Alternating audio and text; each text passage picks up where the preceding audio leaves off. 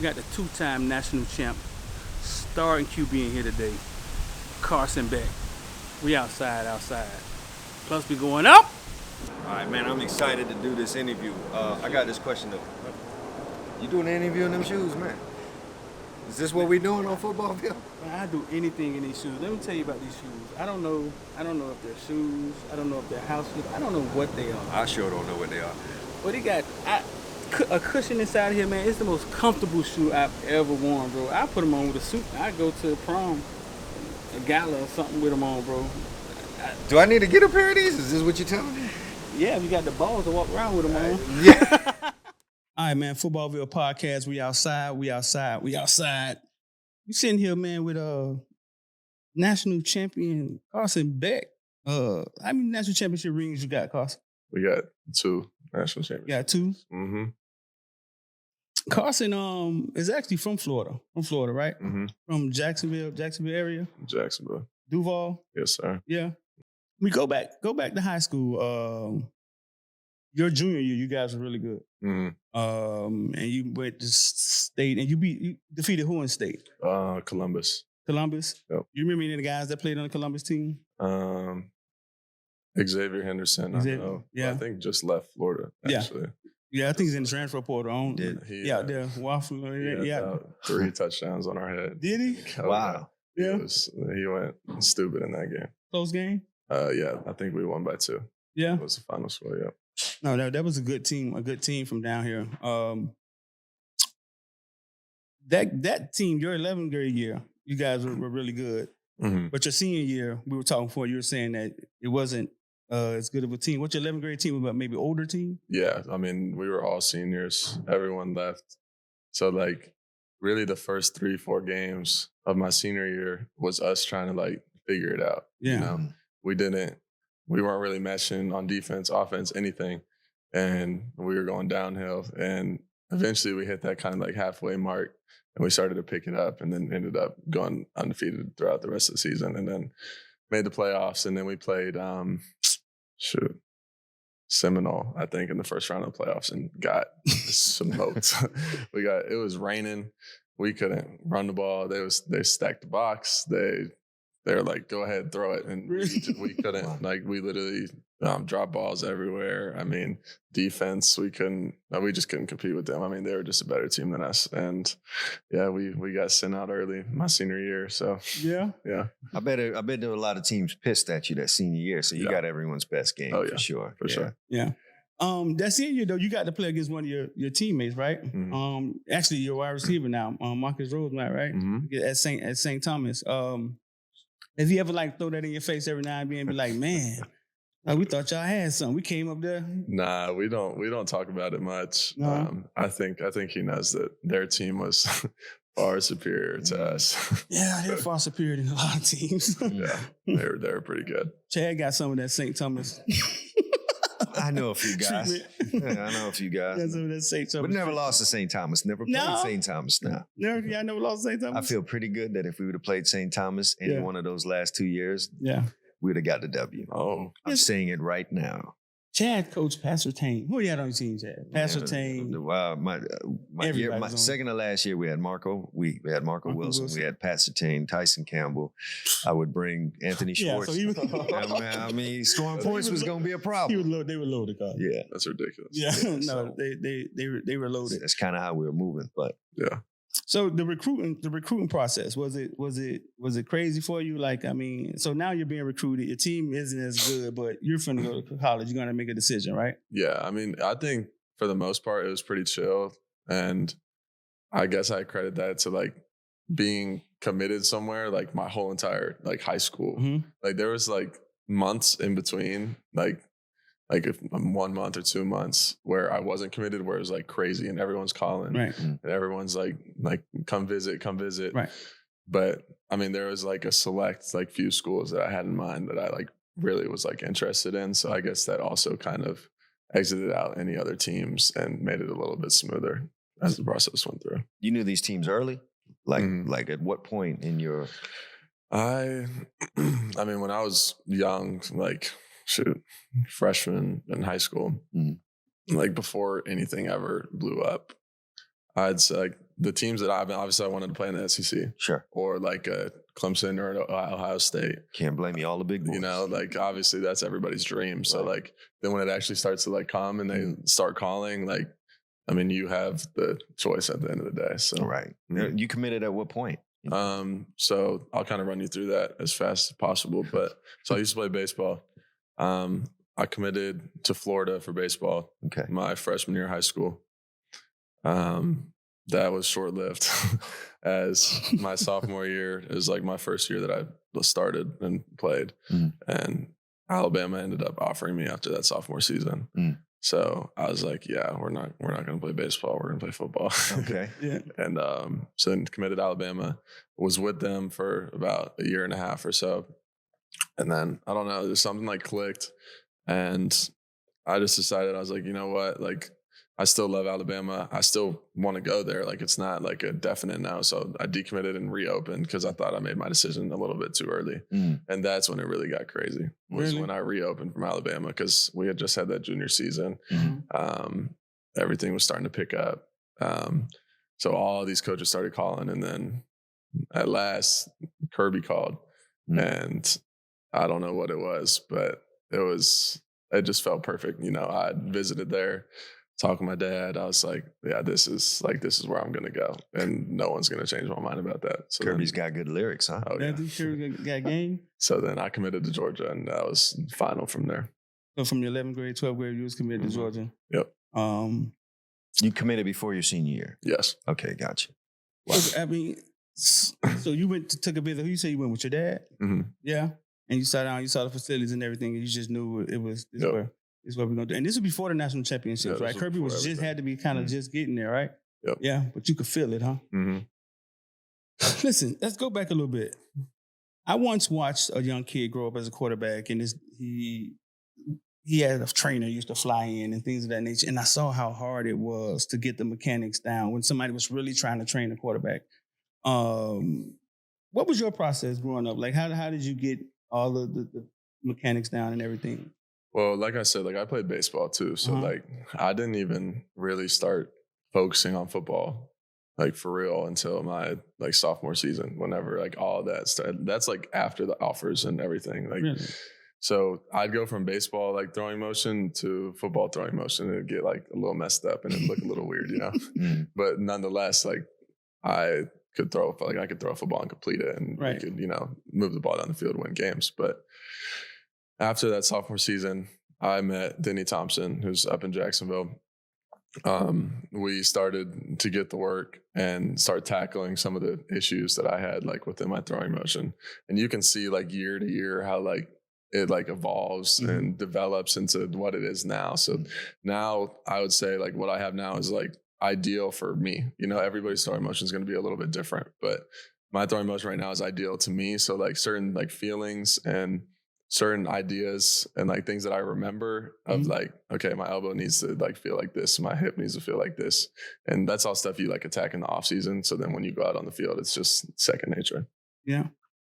Why was it so easy for you to push baseball aside once football, you know, scholarship offers started coming? I don't know if it was, to be honest. It definitely was a hard decision, but it felt like the right one. And that's like something that I feel like I've always tried to do like throughout my life, is like whatever decision I make is going to be the right one, you know, like, and like firmly believe that. Because if I don't believe that it's going to be the right decision, then it's probably not going to end up. Sure. Even when you're that's in practice, a lesson for everyone. Like running from Michael for your life, you still feel like you made the right decision because there's no, Well, I wouldn't like, I mean, obviously I want to play against the best, you know, and I get to do that every day in practice. Like that's only going to make me better. Right. You know? So going into Georgia, was Kirby telling you, hey, listen, you come in, you're going to have a chance to compete? Like what was the, like, what was he telling you? Well, I mean, obviously like when you're in high school, like it's a recruiting, like they're recruiting you, like they want you out, you know, they want you out their school. I was not ready to compete or play in any way, shape or form as an 18-year-old. No. I was not even close to ready. But I mean, obviously that's always the pitch. So I'm like, oh yeah, I'm buying it. I'm like, oh, I'm going to go in there. No, you're not. I wish I could go back and tell me then, like, look. Would you have listened? Probably not. No. Yeah. I mean, you feel like Superman in high school, Yeah. especially if you won a state championship. I did. Look at the camera and tell those young kids that think they ready. It's a process. It's definitely a process. Mhm. And I think, I mean, a lot of it depends on who you are and, you know, how you were brought up and, you know, are you ready, like physically, mentally for that? Because it's a change, you know, it's different and the speed is different and the knowledge that you have to have is different, but that's part of it. You know, some people are going to go in there as a true freshman and ball, but that just wasn't my path, you know, and I'm okay with that. Right. I want to touch on something that you brought up about the baseball motion and the you know, the throwing the ball as a baseball player and how the mechanics had to get changed. When you see someone like an Anthony Richardson who got picked high yesterday, I mean this weekend in the draft, and he has mechanics issues and stuff that he needs to fix. Aside from all of the, you know, great attributes that he has, how difficult is it to fix the throwing mechanics and the footwork to make yourself a competent passer? Is that difficult? Yeah, I definitely think it's difficult. And like the reason it's so difficult is not like changing the mechanic. Like, you know what I'm saying? Like changing your mechanics is easy, but finding like what works for you is the hardest part. Because like, do you need, like some guys need to be a little longer, you know, to get some more power on passes. For me, like if I'm long, like I'm only going to be throwing like heaters, you know? So I try to keep it like short, compact, because I'm like a longer, bigger guy. So I try to keep it short, compact, where I'm just using my lower body hips and trying to be accurate more than like really trying to get heat on the ball. But I'd say that's the biggest thing is not changing the mechanics, but finding what's right for you. What's comfortable for you. Yeah, that's more important. Yeah. All right. So you get on a plane, you fly into Athens, and you get there in the quarterback room. And how many guys are there in front of you? We had, that's right when COVID had hit, right in 2020. It was me, JT had just transferred in, Jamie Newman had just transferred in, and then Stetson was there, and DeJuan was there, and that was the craziest year. Like, why you call it crazy? Just a total, like everybody in that quarterback room was just totally different. Like we didn't. Like I'd say now with our quarterback room, going off topic a little bit, but like we're very like well connected and we all get along and like, but like back then, and it might have just been because I was a freshman, I was young, I didn't really, you know, talk, but it was a lot of different characters in that quarterback room. It was friction, would you say? Not friction, it was just per se, but like definitely like a little something. I don't know what the word would be, but it was definitely crazy. And obviously just with COVID and like having to be home, like we were getting in Zoom meetings, like while I'm sitting in Jacksonville and wherever they are in the country, you know, we're getting on Zoom meetings talking about this play and how the offense is going to be run. And because Monken just got hired that year, that was his first year. So it was definitely just an interesting situation overall. Really? All of you guys played that year, am I correct? Did everyone play in a game that year? Yeah. That's interesting too. I really didn't, but I got some scrap time. But I mean, I think I played against Missouri and it was like 25 degrees outside. And because we were up there in Missouri late. And I go in and I'm like, I've been sitting on the sidelines the whole game. I'm shivering. I'm 18. I'm shivering, like cold. Yeah. And I get in the huddle and I like can barely even say the play because my teeth are chattering. Oh my goodness. I get under center. I'm still shivering. I'm like, just get the snap and I got the ball off. Like, wow. Don't. It was a running play? Yeah. Yeah. We just ran the ball. Yeah. And what were your nerves like going in there? So nervous. I think being that cold, you know, kind of took away the nervousness. Yeah. But I mean, like I said earlier, like I wasn't ready yet to like have that like spotlight and shine of like being the quarterback. But that's when you guys had some beast backs, right? Oh yeah. Yeah. That wasn't girl, you know. That was we had Zamir, Cook. Yeah. Who else? I think those were the two at the time. It's that year. Get us, Yeah. Zamir, Cook, and maybe Holyfield was in there somewhere at some point. He left in 19 the year before that. Yeah. Okay. So yeah, all you had to do was hand the ball off. Actually, to be honest with you, you didn't really have to drop back and do too much of nothing. So that's 2020, right? 2020. Then you come back the next year, and who you got in the room? You a little more comfortable now. So it was me, JT, Stetson, and Brock. Brock had just come in, and then JT had taken over at the end of the season. And that's like when we played Cincinnati in the Peach Bowl, whatever. And then he was like set starter, whatever. And yeah, so that's who was in the room. Yeah. Mm-hmm. So now you're a little more mature, Mm-hmm. and you kind of understand what's going on. At that point, did you feel you were ready to play? What were you thinking at that point? At that time, I was like, okay, I'm ready to go now. Like Mm-hmm. especially after the season, and then I grinded during the spring. Like I bought in, I did well in school. Like workouts went really well. Like totally changed my physique, athleticism. Football wise, studied so much film, studied the offense, like understood the ins and outs, tried to pick JT's brain apart, like, and tried to understand how he viewed things. Cause I'd say that's one of the smartest quarterbacks I've ever been around. JT? Yep. Yeah. And, so learning from him, at the time was like super important, especially during the spring. But like coming out of that spring, I was like on top of the world. I was like, okay, like I'm in a much better situation now. Like I'm probably ready to go. Like which I was very wrong. When you say smart, is it a smart thing? Like, oh yeah, he's naturally smart, or is it like an experience thing? Now that you're the guy, I think it has a lot to do with both, like experience and just like a smart thing, because as experience obviously generates confidence, and when you have confidence, like things go faster and your processing goes faster and everything kind of just meshes better, if that makes sense. But it's definitely a little bit of both, I think. So Stetson Bennett, you mentioned all these names, and Stetson does he just like come out of nowhere? Or did you kind of see this happening? Well, I always like knew with Stetson, like that he was talented and that he had a strong, like people, bash on him for not having a strong arm. Like I've seen the guy throw the ball 70 yards, like with ease. Like, wow. He has a strong arm. And like, I think a lot of people have like seen that now, especially like with his like combine performance and seeing him in pro day and whatever, like he can throw a football, and it's so weird to me, but I always knew that he was talented and the athleticism was there.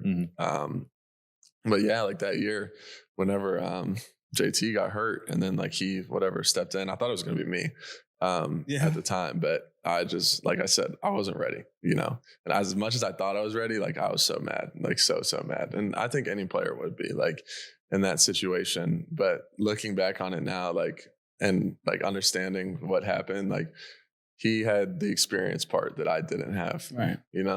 And he's talented enough to get it done. He's very talented, and I mean he just got drafted. I mean, which is dope. We saw his body of work. Super happy for him. And so that ended up happening, and I just wasn't ready yet. So then going through that sophomore season, it was tough because like in my head at the time, I'm like, damn, like it should be me, which is like anybody that's sitting on the bench. What's going to say that? Right. And, but now like looking back at it, it's like, I'm so happy that I didn't play that year because I wasn't there yet. Yeah. As far as like, I think football wise, like I was there yet, but mentally and like life wise, like outside of football, like handling the criticism from everybody or handling being in like the spotlight, like I was way too immature for that. Like I was still too young. And I think that's also part of it too, especially as a quarterback. Yeah. That's interesting you bring that up. That is, man, because I was going to ask you, I've heard you say twice that you weren't ready. And we were just thinking, maybe physically you weren't big enough, or maybe you didn't understand the plays or reading defenses. But that's a great part that he brings up, because that's a big part of you guys now. This social media, you're going to get instant feedback. You get into the locker room after a bad game and open your phone, and you just got a lot of bad stuff there waiting for you. So that's good that you brought that Chad up. and he's had the bouts with the fans. Yeah. I mean, my son threw a shoe in a game. So I know all about that. I remember that. Yeah. Everybody remembers that. Yeah, they had their bouts. So no, that is interesting. You bring that up. That's awesome, because that's the part that you don't realize. It can hit you and you didn't realize. Oh, this is going to affect my game. Like these guys ain't even in the defensive backfield. Yeah. People on Twitter talking about me. So Stetson, there's doubts about him, and then he wins the national championship. Comes back, wins it again, and now he's everybody's darling. Right. We're gonna speed up a little bit and. now he's gone. He's going to the draft. You guys come back in spring. Kirby sits you guys down and say, what? It's a quarterback battle? Like, listen, we're going to make the best man win? I mean, yeah. I mean, that's like the talk. Obviously, like going into it, anybody's going to be like, well, it's my job, you know, and I have to think that way, which, I mean, I'm going to keep working and hopefully, I mean, that's what's going to end up coming out of it. Obviously that like nothing has been said as far as that goes, but you know, I was just going to take it one step at a time. So going into January, I was going to lead during workouts. I was going to assume that role and position and just be myself through it all. Like not be someone that I'm not. I think that's the most important thing as well. Is not trying to be someone else. Like just be you at the end of the day, especially as a quarterback. Go through winter workouts, do my thing, and then head into spring football and just try to take over, you know, and be who I am. Don't try to do too much. Cause I feel like in quarterback battles, a lot of the time, like you try to do too much. Like you think like, oh, I got to make the big throw every time. Like I got to make the big play. Like, nah, you just got to get first downs and score. Like it's really that simple at the end of the day, as challenging and complex as football is sometimes. Like you got to like dumb it down a little bit and simplify it for yourself. And I think that also gives you confidence in other areas. But yeah, I mean, that's really the whole saying about it. So, I mean, big time quarterback, you've been sitting down for 2 years. Your third year is coming up. Were you frustrated? Because we got the transfer portal. It's there. You just walk to the office, sign the paper, and you're in the portal. Yeah, quarterbacks don't really sit around anymore. I think ESPN, I don't know. So what's going through your mind? I mean, I kind of like touched on it a little bit earlier, but like, yes, obviously, I mean, you're going to be frustrated in that situation. Like you start to get impatient. Things aren't going exactly the way that you planned them, you know, like going in to Georgia, I was like, I'm going to start my first year. Like I'm going to, you know what I'm saying? Like all this stuff, but you know, all these thoughts and plans that you had get totally switched up on you. And it's like, it's a surprise, you know, but yes, like I was frustrated. And going into that third year after Stetson had just won the national championship, like coming back, like he's going to start again. Like they're not, there's literally nothing I could do. Like I think I could be I don't know, name your best college quarterback that you've ever seen play ever. Right. And like I could go do that in the spring and fall camp. And I don't think I would have started anyways. Yeah. I'm just going to ask you that because in practice, what is it? Are you competing? Is it like close? I mean, I was just going out there trying to learn and do what I could in that situation because I knew. I mean, obviously I knew. I mean, Kirby's like whatever saying like his spiel and all that, but I knew that I wasn't going to start. Like I knew it, and I definitely could have gone. You know, like I could have went somewhere. Went somewhere else. And there was a lot of schools who did reach out to me, and I did consider it at a time. Like I was because I was frustrated. Like I was mad that things didn't go my way, but also at the same time, what we have at Georgia and the pieces around you as a quarterback, like it's instrumental to your success. You know, I'm nothing without a good offensive line. You know, I'm nothing without good wide receivers that can make plays and get open, and running backs who you can comfortably turn your back to the defense, hand it off, and they can go take a 70. Right. You know, like, and a good defense that's going to help you control the game. Like football is so much more than just like a team. Like it's obvious, like every individual together, you know, and at Georgia, that's what you're going to get. Yeah. And I think that was a huge reason of why I stayed. And not only that, but the mantra that like we go by and the standard of excellence and success. I mean, it's things and reasons of why I committed in the first place, you know, like those standards that Coach Smart has set. And they're just getting passed down to every single class that's coming in, and it's only getting stronger and stronger. And it's just about carrying through and just being the best that you can be in every situation, you know? And I don't think anybody works as hard as we do, practices like we do, gets in the weight room like we do, studies film like we do. Like it truly is ridiculous. And we put a lot of time into it. And there's nothing more that I'd rather do, you know? Yeah. I think it goes back to the maturity that you were able to obtain by staying. Yeah. You did come to realize that you weren't ready, and the part that you weren't ready for was all the criticism. So, all things come in their due time. So sitting behind Stetson and maybe observing him, because he gets criticized. He's the most criticized person I've ever seen. And I'll touch on that a little bit very quickly. I think that's a very good point, because sitting behind him and watching him and, having conversations with him now after everything and how he handled certain things, I've been able to learn a lot of things from him in that area. Right. And I think every quarterback that's came through that I've been with or practiced with or had meetings with, I've been able to take like pieces of their game and add it to me, whether that's as off the field or on the field.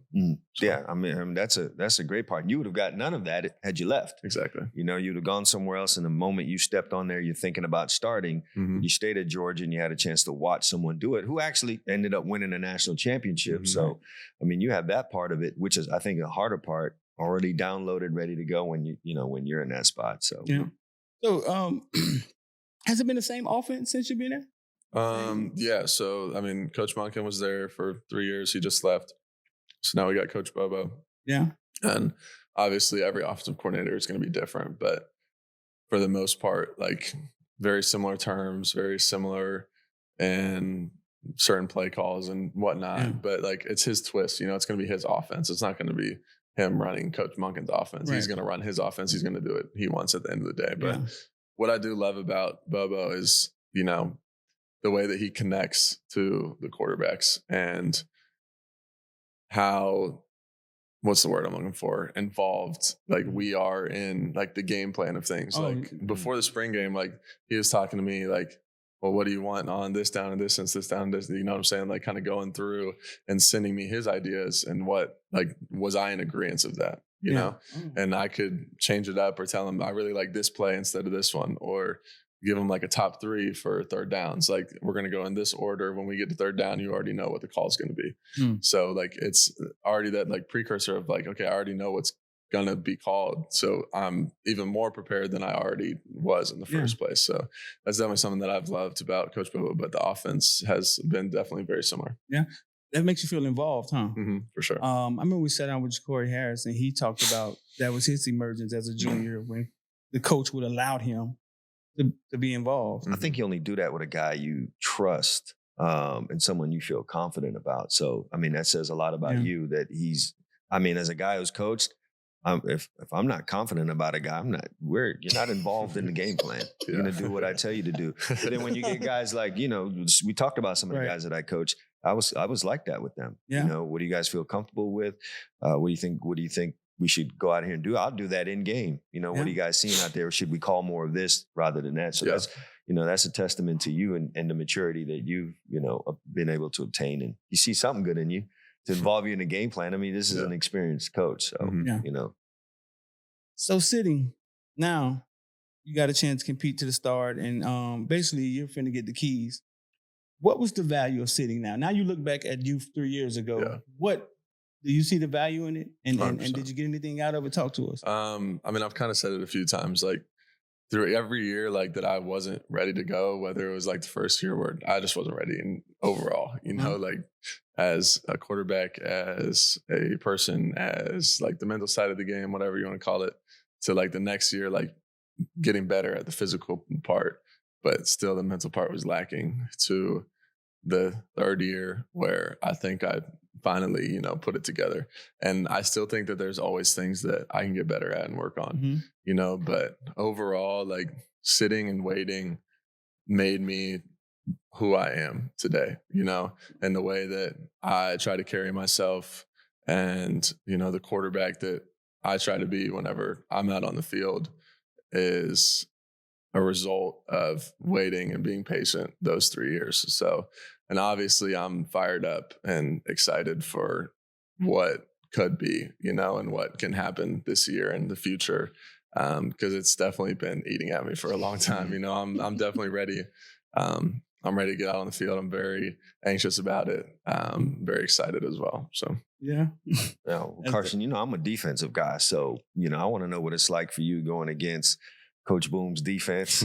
When you guys get off on him, is he that guy that we seen the clips that punched a hole in the, in the grease board at halftime when he was at Texas, or what, what's that been like for you? And then how easy is it for you now, when you go in a game after you went against that kind of? Yeah. I mean, going against our defense, they're so multiple and so, I mean, they just do so many different things, especially on third down. Like it's ridiculous. All the things that we've seen, like every blitz you could ever see, every coverage, every pressure, like literally everything that you could possibly see from a defense, our defense does.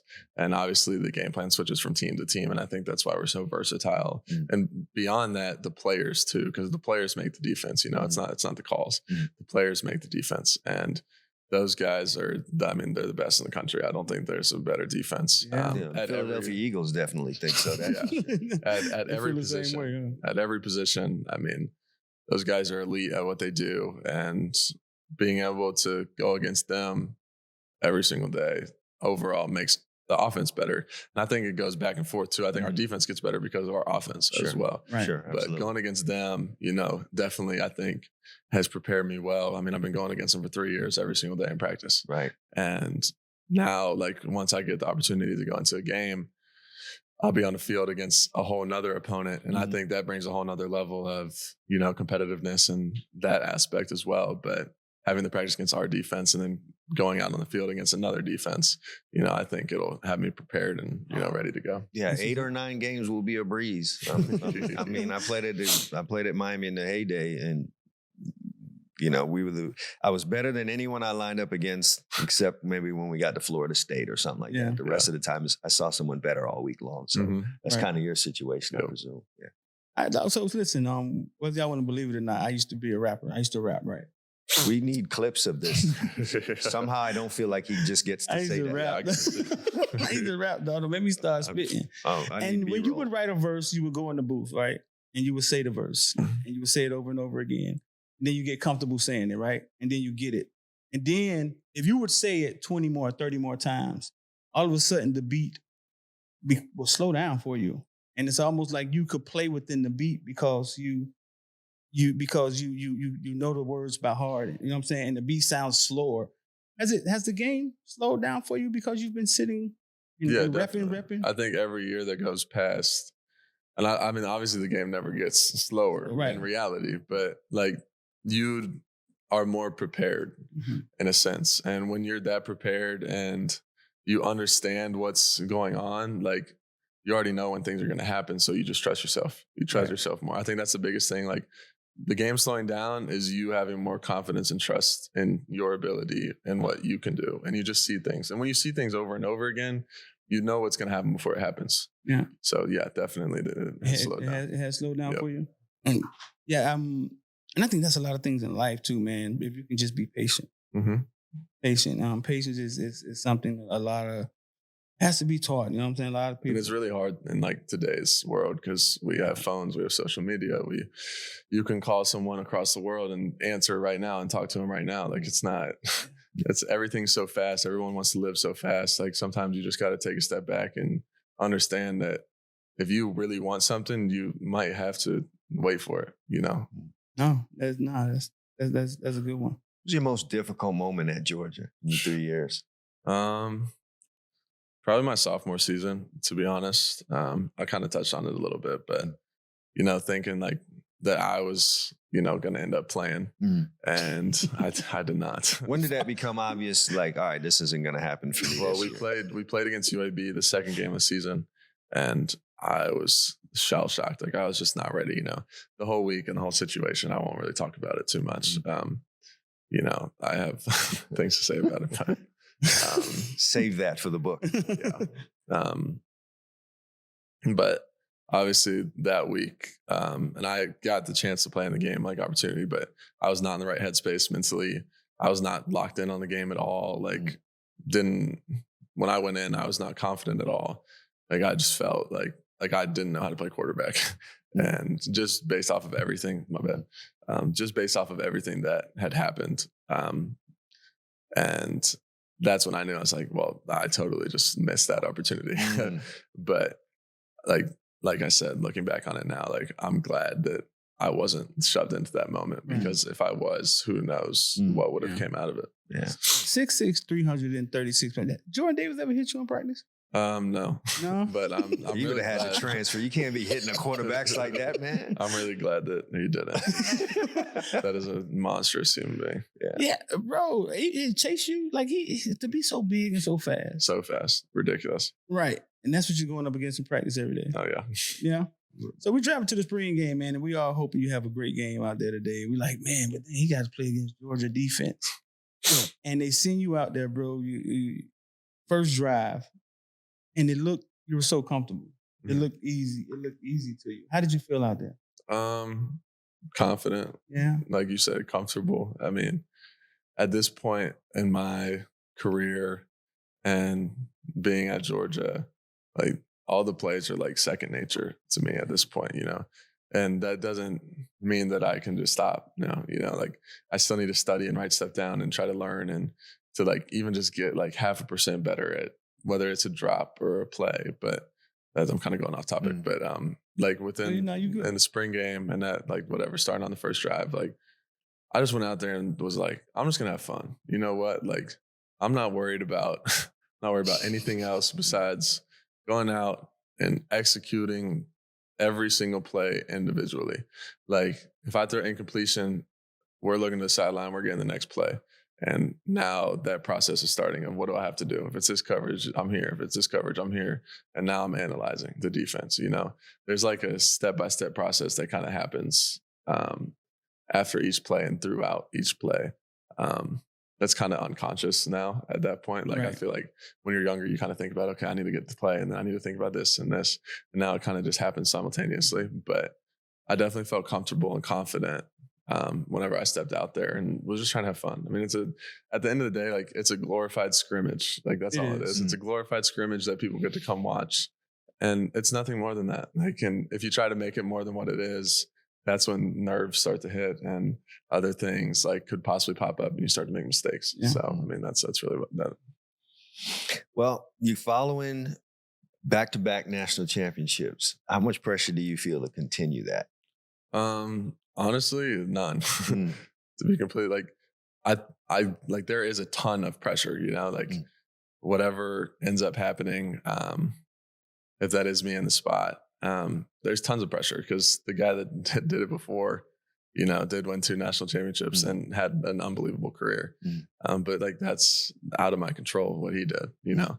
The only thing I can control is going into practice on Monday, making sure I do that. And then Tuesday and then Wednesday, you know, and day by day and focus on each opponent individually and just get first downs and score touchdowns. You know, that's all I can focus on. Because if I start to think about, oh, well, I have to be this. No, I just got to be myself, you know, and at the end of the day, that's all you got to do as a football player is just be you. And, you know, if things work out, it works out. If it doesn't, it doesn't. But, you know, I have confidence in my ability. And I think if I just be myself, it'll work.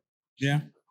So after the spring game, what was the kind of talk out there? We were kind of waiting for you to come out and you like never came out. Like, where they just hide you in the locker room? What? I had to do, I've never done media actually before. Oh, really? So that was like the first time I did media. Or second time. I did it once like earlier in the spring, but I had media and so like, they're like, come on, Carson, blah, blah, blah. I was like, where are we going? They're like, we're going to take you over to the other side of the stadium. I was like, what the heck? Like, what is going on? I'm like flustered, like I'm stressing. I'm like, oh gosh, now I got to go talk to the media. Right. I'm like, damn, they're going to ask me all these questions. And then, so they hopped me on the cart and we took off to the other side. And then I sat there for like 20, 25 minutes answering questions of everybody, like all in my face, lights. For the first time. Yeah. First time. It was kind of dope. It was kind of dope. Yeah, I don't mind like doing media and all that. Like, I think it's good for me, you know, to let people, you know, see me and answer questions and understand my thought process and who I am. You know, I think that's very important to me. Well, listen, I think it's safe to say that Kirby has given you the keys to the Lamborghini, right?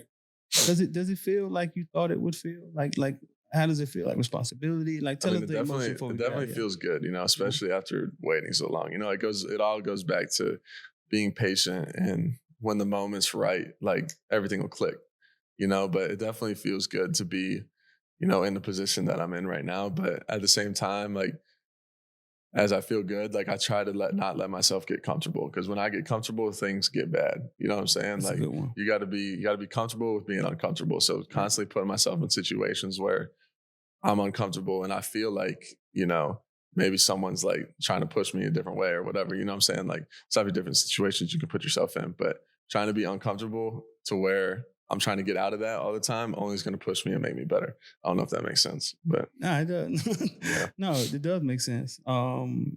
If you are comfortable, you're probably not growing. I mean, I think that's kind of how life is. But listen, bro, definitely excited to watch you play this year. Likewise. Yeah. And that's a lesson that's a great lesson in life you just learned. Waiting and being loyal and now you see what came from it. We're definitely being Athens this year watching you play, man.